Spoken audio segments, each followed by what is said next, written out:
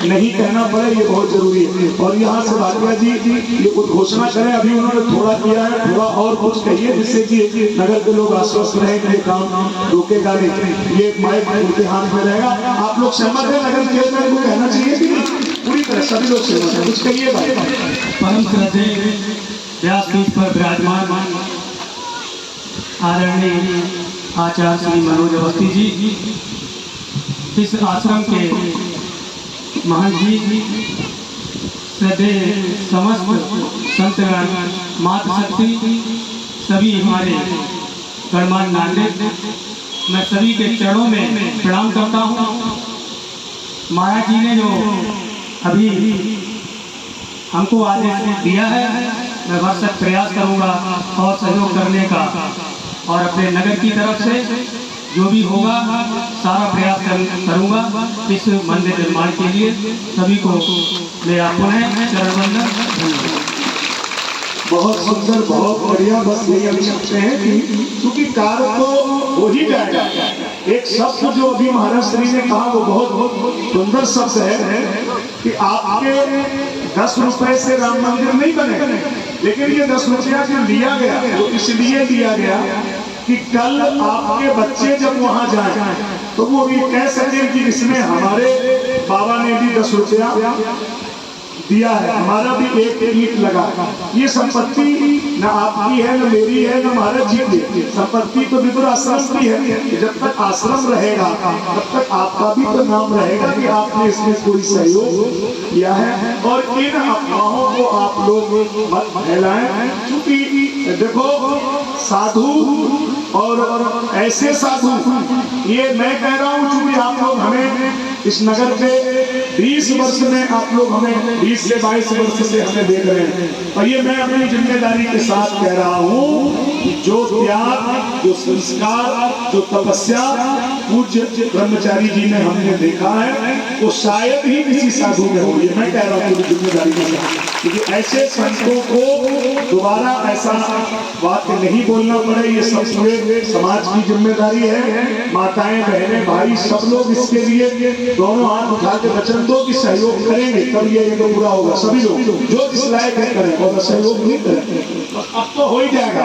अगर ये हाथ उठ गए हैं तो वो सब त्यागी जी महाराज ने देख लिया, तो सबसे वो अपने आप ही भिजवा देंगे, सबकी मति परत जाएगी। ऐसा सुंदर स्थान है, सभी लोग सहयोग करें, अच्छा कार्य है। बाकी महाराज जी ने आज कहा तो मुझे खुद अंदर से पीड़ा हुई कि अगर साधु ऐसा कहेंगे तो हम लोगों के लिए अच्छा नहीं होगा कि हम लोग इस प्रकार का भाव रखें। साधु तो दरवाजे पे जा रहा है तो तुम्हारे धन को पवित्र करने के लिए जा रहा है। जो महाराज जी ने एक बात कही उसमें भी दम है। ऐसे लोग दिल्ली, बंबई, देश भर के ऐसे बहुत लोग जुड़े हुए हैं जो महाराज श्री से श्रद्धा रखते हैं, और वास्तविक में आप जान भी नहीं पाएंगे और वो कार्य तो करा ही लेंगे, क्योंकि कार्य तो हनुमान जी करेंगे, ज्वालामाई बैठी है। लेकिन फिर आपको बहुत कष्ट होगा कि हम देवर नगर वासियों का 1 किलो आटा भी नहीं लगा और ये भी हो गया। जो जिस लायक है अपना सहयोग भेजिए और इस कार्यक्रम को आगे बढ़ने दीजिए। आगे भी बहुत कुछ महाराज जी करेंगे और ये संकल्प तो निश्चित ही पूरा होगा, इसमें तो कोई संदेह है ही नहीं। क्योंकि जो संकल्प संत लेते हैं उसकी पूर्ति भगवान करते हैं, क्योंकि संतों के मालिक तो वो है ना, कोई संत हम लोगों के नौकर नहीं, वो तो केवल भगवान के नौकर होते हैं। आप इसी भाव से सभी लोग करें। हम लोग पुनः थोड़ी सी कथा बाकी है, उसमें जुड़ जाएं जल्दी से, क्योंकि हमारे पास 10-15 मिनट ही बचे हैं। उतने में हम आपको ये 2-4 बातें कह करके हम लोग विराम करेंगे। हरि अनंत हरि कथा अनंता।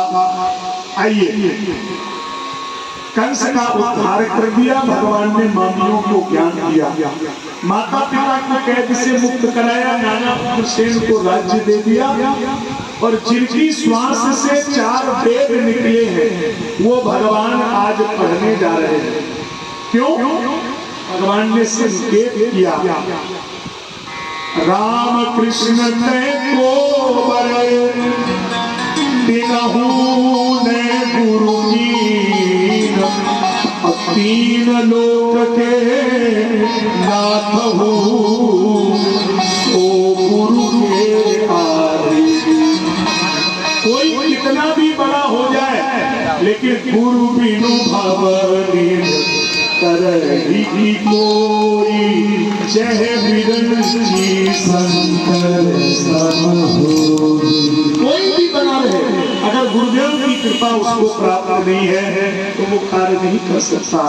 एक दिन मैंने बताया था, आज फिर बता रहा हूँ, बेटी का कन्यादान करना हो, मंदिर बनाना हो, तीर्थ में जाना हो, यज्ञ भागवत करनी हो, और यदि मंत्र दीक्षा नहीं लिया तो किए गए कर्म का फल नहीं मिलता है। इसके पहले किसी महापुरुष के चरणों में बैठकर ज्ञान लेना चाहिए।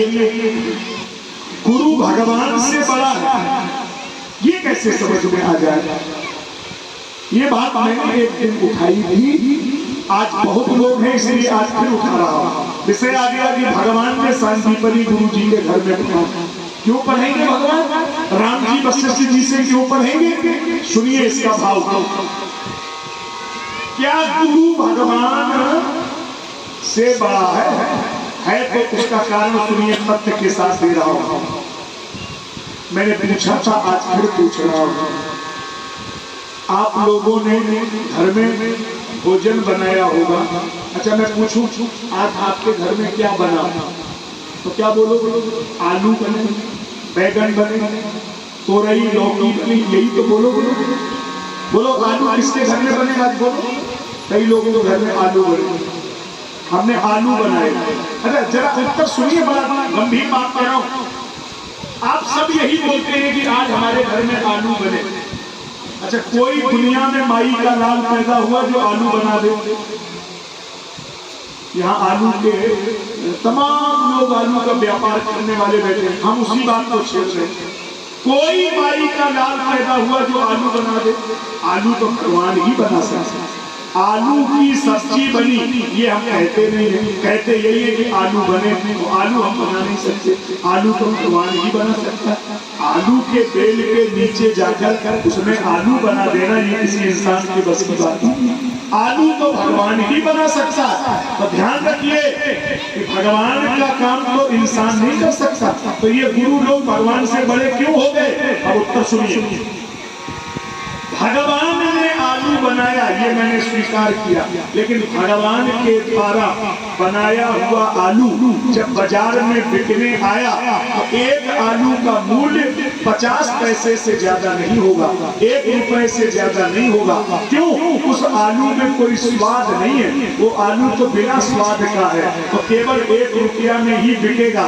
तो अगर उस 1 रुपए के आलू को कोई हलवाई खरीद ले और फिर 5 स्टार होटल में उस आलू को तराश दे, फिर मसाले मिला दे, फिर कढ़ाई में डाल करके सब्जी बना दे, तो प्लेट में सजा के लाएगा तो वो एक आलू 1000 रुपए की प्लेट बन सकता है। तो आलू की तरह भगवान ने आपको जन्म तो दिया, लेकिन जीवन में स्वाद नहीं है। तो अगर कोई संत कोई गुरुदेव संस्कारों के मसाले चढ़ा दे तो आपका मूल्य हो जाएगा। नहीं तो आलू की तरह भगवान ने बना तो दिया, लेकिन मूल्य नहीं मिल सकता। मूल्य तो तब होगा जब हलवाई मसाले चढ़ा। तो इसलिए भगवान ने स्वीकार किया। गुरु सांदीपनी जी के घर में 64 विद्याओं का 16 कलाओं का अध्ययन किया। यहीं पर अपने मित्र सुदामा से मिलन हुआ।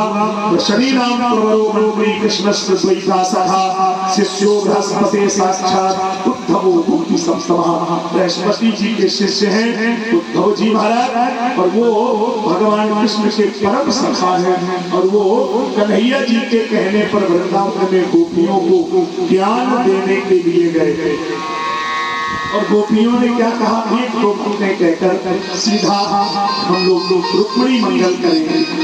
बहुत ध्यान है, सब लोगों को दूर दूर जाना है। तो गोपियों ने एक बात कही, बोली जो हम सो जानती प्रेम करे दुख हो, तो नगर भिगोरा बीतती प्रेम न करियो।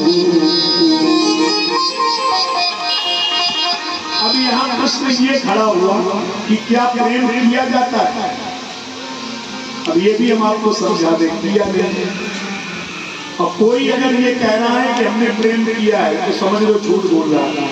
प्रेम किया नहीं जाता है, जो किया जाए वो तो रिश्ता संबंध है, और जो हो जाए उसी का नाम प्रेम है। प्रेम किया नहीं जाता, हो जाता है। अच्छा, तो ये हमें कैसे मालूम पड़ेगा कि हमें प्रेम हो गया?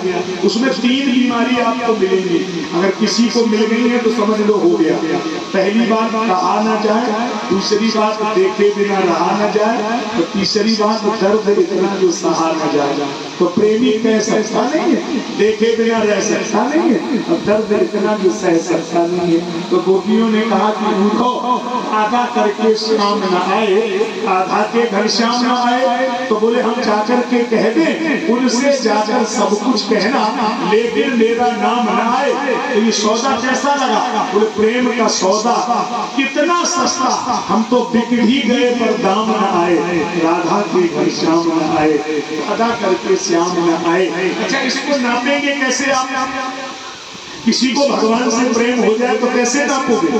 जिसे एक बार जीवन में प्रभु का प्यार मिलता है, उसे बस आंसुओं के हार का उपहार मिलता है, मन से प्राण जाता है, अपना आधार मिलता है। किसको दिखाऊं बढ़ती मंज की मंजिल, न कोई वैद्य मिलता है, न कोई उपचार मिलता है। दूर रह करके उनसे न जाने क्या क्या बात होती है। हृदय के तार से जब उस हृदय का तार मिलता है, और जहाँ कुछ छल छलाता अश्रु जल दिखलाई देता है, बस उसी मानस में हमको वो सांवरा सरकार मिलता है, जहाँ कुछ छल छलाता अश्रु जल। इसलिए विद्वानों ने अलग अलग बातें कही। एक विद्वान ने कहा लविज गौर गौर जे लव और जो ओमनीप्रेजेंट गौर जे एवरीवेयर, सर्वव्यापी है। एक विद्वान ने कहा कि स्त्री का प्रेम कानों से, पुरुष का प्रेम नेत्रों से होता है। एक विद्वान ने कहा कि प्रेम पास आने में बढ़ जाता है, दूर रहने में बढ़ता है। एक विद्वान ने कहा कि प्रेम में दूरी दूरी तेरी दूरी द्वितीयता होती ही नहीं है। एक विद्वान ने कहा सत्य का तागी कभी रागी नहीं होता, सिंधु का मोती कभी आगी नहीं होता। और प्रेम को बदनाम कर दिया दुनिया के लोगों ने। प्रेम का दामन कभी आगी नहीं होता। प्रेमी को सिर काट के चढ़ा सकता है, लेकिन अपने प्रेमास्पद का सिर झुका दे ये कभी नहीं कर सकता है। इसलिए तुम कौन से ज्ञान को पढ़ाने आए हो? हम कैसे तुम्हारा ज्ञान स्वीकार कर लें? तुम कह रहे हैं कि अपना मन योग में लगा दो, मन तो एक ही है। सो गयो श्याम संग वो अवराध है प्रेम अद्वैत उद्धव की खुदी आंखें गिरे श्री राधिका पग पर, आशा महो चरण रेणु दिशा हम श्याम वृंदावने किमपि भूल मतों सधीना। यह दुष्ट जब सुलभ मारे प्रथम जहित्वा हे गुरु मुकुंद पदवीं श्रुतिभिर् ग्राम। किशोरी जी के चरणों में यही प्रार्थना। राधा बोली स्वामिनी मैं राधे को दास, जन्म जन्म मोहि दीजियो मां वृंदावन को वास। उद्धव जी लौट करके आए। जरासंध ने 17 बार मथुरापुरी पर आक्रमण किया। उसकी दोनों बेटियां विधवा हो गई हैं, कंस की दोनों पत्नियां हैं। 17 बार आक्रमण किया। इसके बाद में कालिवन नाम का मितेच्छ आया। भगवान ने रण छोड़ दिया, प्रदर्शन पर्वत पर चढ़ गए। मुचकुंद जी महाराज की कथा सुनाई और भगवान द्वारिकापुरी में निवास करने लगे। बलराम दादा बड़े हैं तो उनका पहले ब्याह होगा। तो राजा शीत रेवतको नाम रेवतो रेवती सुतम, रेवतक की बेटी है, नाम है रेवती। बेटी का जन्म त्रेता युग में, शादी द्वापर में। एक युग लड़की की है लड़का से, तो एक युग कैसे बड़ी हो गई? अरे भाई वो लड़की मतलब जन्म उसका एक युग पहले हुआ। अब युग के हिसाब से नाम हो रही है। कलयुग में 3.5 हाथ का आदमी, द्वापर में 7 हाथ, त्रेता में 14 हाथ, बलराम दादा 7 हाथ, रेवती माता 14 हाथ। आज के जमाने में शादी नहीं होती। आजकल जो लड़का वाला इंची टेप लेके जाता है, कितने फुट की नाक, कितने फुट का मुंह, कितने फुट की आंखें, सब नाप के तब ब्याह होता है। देखो ब्याह शादी जरूर करो। तो जो लोग लड़की देखने जाते हैं उनको मैं सावधान कर रहा हूँ। लड़की देखने बहुत लोग जाते हैं, जाया मत करो उसमें। और अगर जाते हो तो एक बात याद रखना, लड़की सबसे नजर रखती है। मालूम हमने क्या कहती है कि जितने लोग तुम हमें देखने आए हो, अगर हम तुम्हारे घर में पहुंच गई तो एक एक को देख लेंगे। वो ऐसा देखती है, तुम एक बार देखते हो तो वो तुम्हें लाइन में लगा के देखती है। देख ज्यादा देखना नहीं, गड़बड़ हो जाएगा। भाई शादी ब्याह में होशियारी रखो। बलराम माता का ब्याह हुआ, मंडप के नीचे बैठे, रेवती माता के सिर से थोड़ा मुसल से प्रहार किया ऐसे, तो वो 7 हाथ कम हो गई। बलराम माता का ब्याह हो गया। राजा शील भीष्म को नाम विदर्भाधिपति महान। राजा भीष्मक विदर्भ के राजा हैं और उनके 5 बेटे हैं। एक बेटी है जिसका नाम है रुक्मिणी। बस ये 2-4 मिनट में बात सुन के सीधा रुक्मिणी कृष्ण की झांकी आपके सामने होगी, क्योंकि समय का बहुत पालन करना हमारी जिम्मेदारियां होती हैं। पिताजी चाहते हैं बेटी का विवाह भैया के संग में हो, लेकिन भाई चाहते हैं कि विवाह शिशुपाल के संग में हो। शिशुपाल का विवाह तय कर दिया गया है और भगवान को पाने के लिए रुक्मिणी माता ने एक पत्र लिखा है जो कन्हैया जी के चरणों में ब्राह्मण के द्वारा भेजा गया और उसमें 7 मंत्र लिखे हैं। सुरभृत्वा गुणान् भुवनस्मरस्मरवतान्ते निर्विश्य कर्णविवरैर्हरतो गता रूपं दशावत्रसीमताम् अखिलार्थलाभम्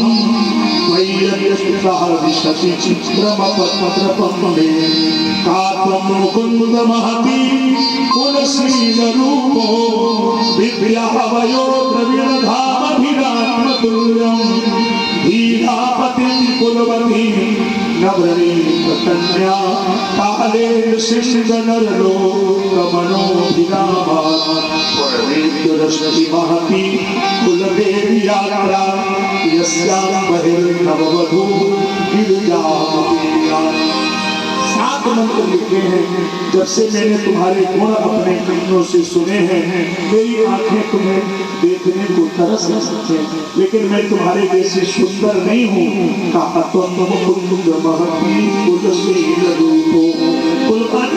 शीलवान नहीं हूँ, लेकिन अगर आप चाहें तो केवल चरणों में जगह दे सकते हैं।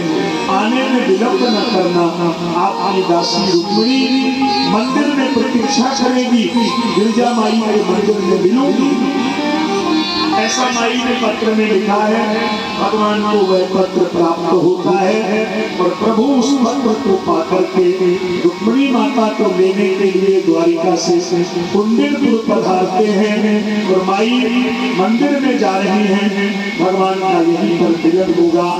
कल संपूर्ण जो चरित्र है, सुदामा चरित्र भी होगा, अन्य विवाह भी होंगे, एकादश द्वादश में थोड़ी चर्चा करेंगे और कल विराम भी करेंगे। जिन्होंने पहले सुना है सबको मालूम है।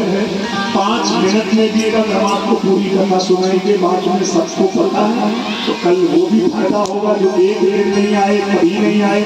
कल पूरा आपको फायदा रहेगा। समय से पधारिए। कल 3:30 बजे हम नहीं बैठेंगे, कल 3 बजे ही बैठ जाएंगे, ध्यान में रखिए। और कल 6 बजे से पर ही आरती करेंगे, तो आधा घंटे और पहले पधारने की कोशिश करें। ये जो जितना खुला है टूट गया है, ये रात में अभी फिर बनेगा। बैठने के लिए कल आपको छाया पूरा मिल जाएगा। फिर प्रयास किया जा रहा है, क्योंकि थोड़ा मौसम की वजह से आपको परेशानी हो गई।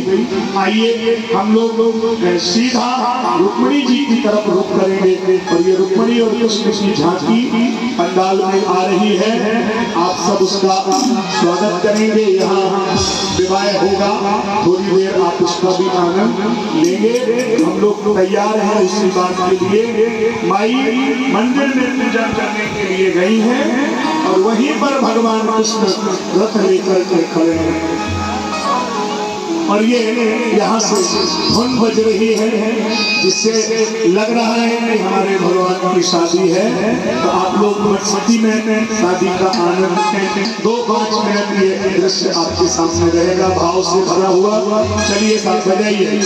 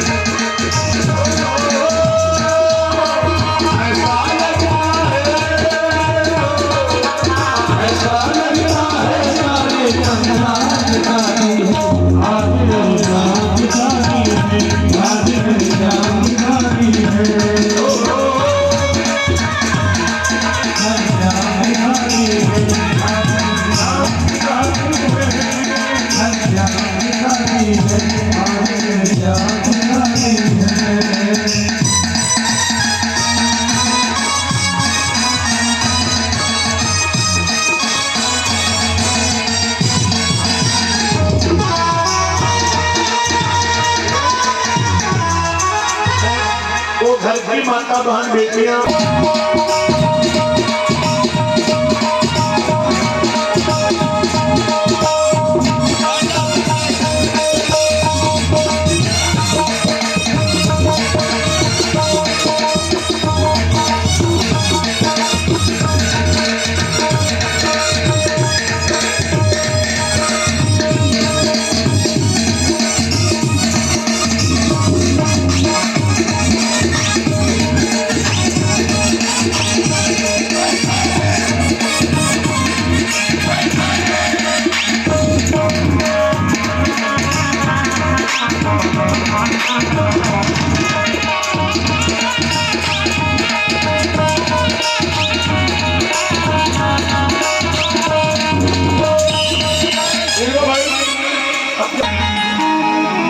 तेरे नाम दीवाने हूँ थोड़ा थोड़ा नाच लीजिए ना भक्ति की धुन में मसाले हो गए भक्ति के धुन में मसाले हो गए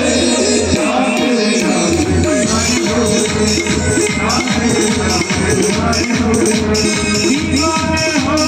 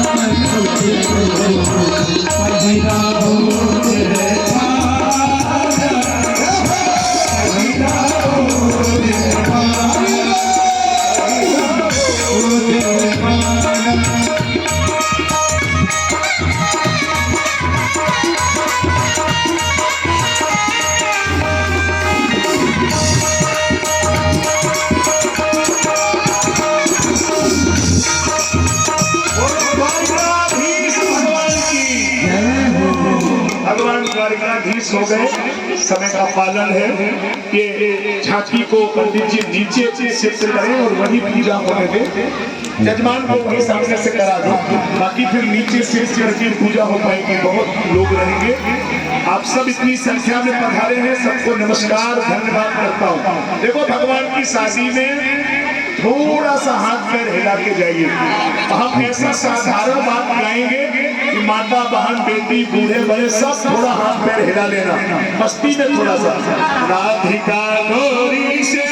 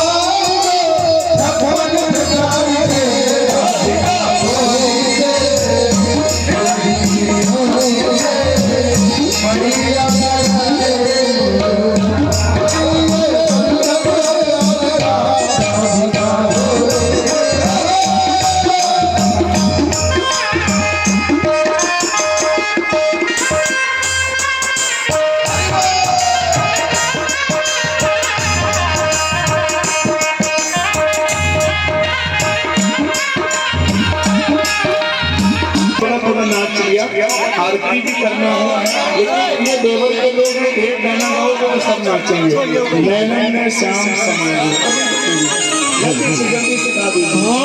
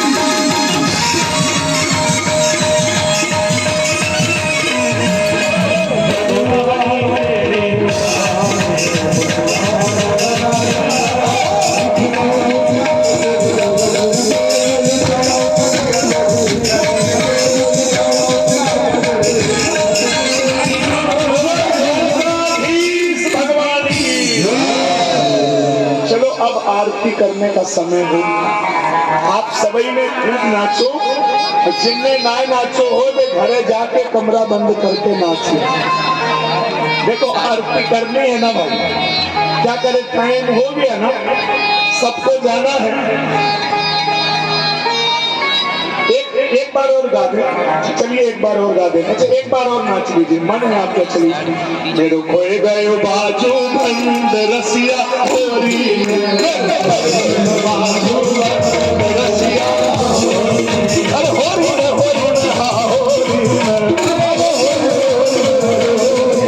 अरे खोए गए बाजू बंद रसिया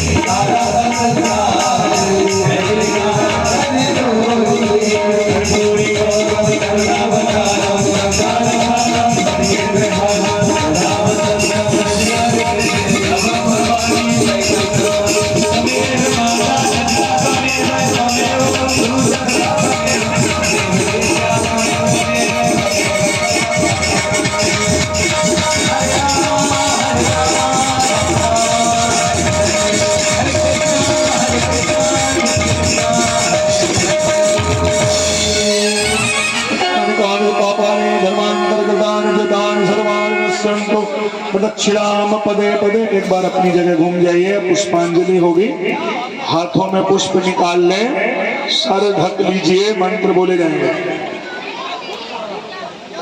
कोई भी माता बहन भाई किसी को भी भगवान की पूजा करनी है कर सकता है।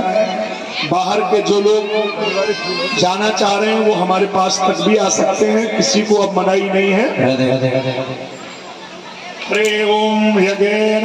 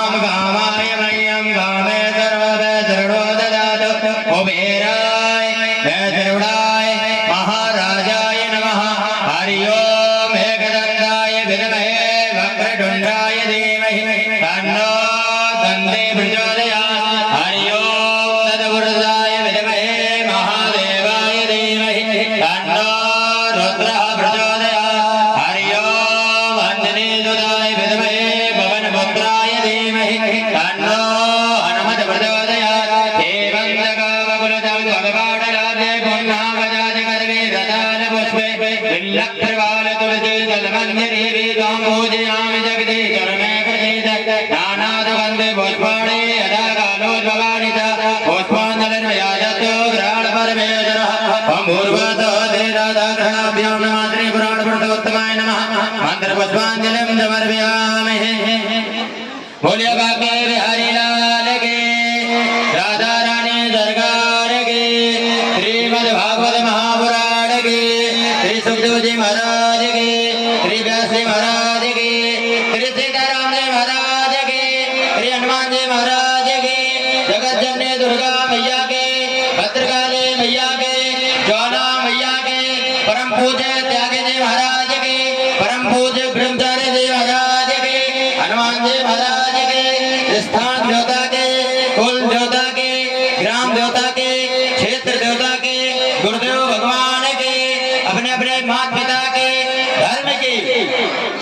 भला प्राणियों में विश्व का जय जय श्री राधे जय जय श्री सीताराम हर हर महादेव शंभु। सभी भक्त आरती और प्रसाद देकर ही जाए, कोई भी भक्त बिना आरती बिना प्रसाद के न जाए। सभी भक्त आरती और प्रसाद देकर ही जाए। कार्यकर्ताओं से निवेदन है कि आरती सभी भक्तों के पास पहुंचाने